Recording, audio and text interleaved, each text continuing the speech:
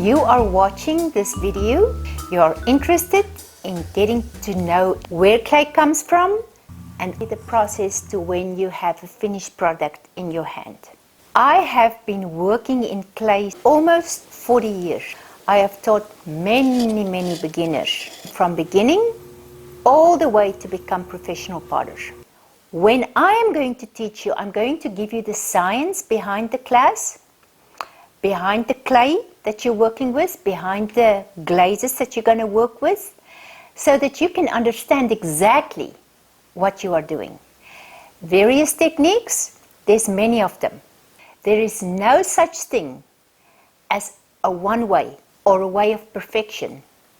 There are many different ways to do what you are going to learn in pottery.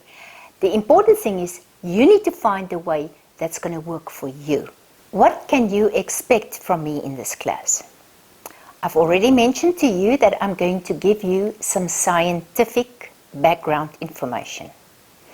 I'm also going to teach you some very basic beginner techniques, starting out with simple pinching, going from there on, working with a sheet or a slab of clay, and making some coils.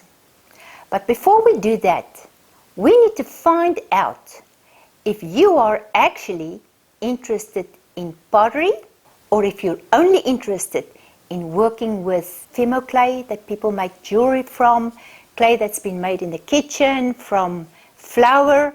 If you're in a pottery class, it means that you want to make pots that's going to become permanent, that you want to make objects that's going to be either ornamental, you can even do sculptural work while you're in this class, but you want to work with real earth.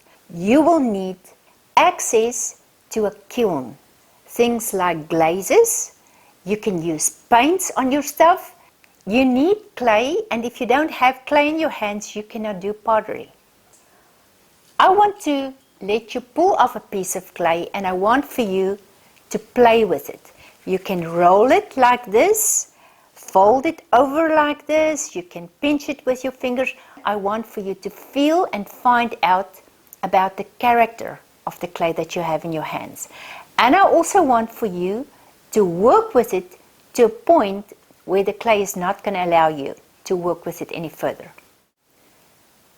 It is getting the clay being overworked. So even if I would add some water to it now and start working with it a little bit, it is still going to keep on cracking on you. When I started out earlier on, the clay was very forgiving. At this stage, it does this. So what do?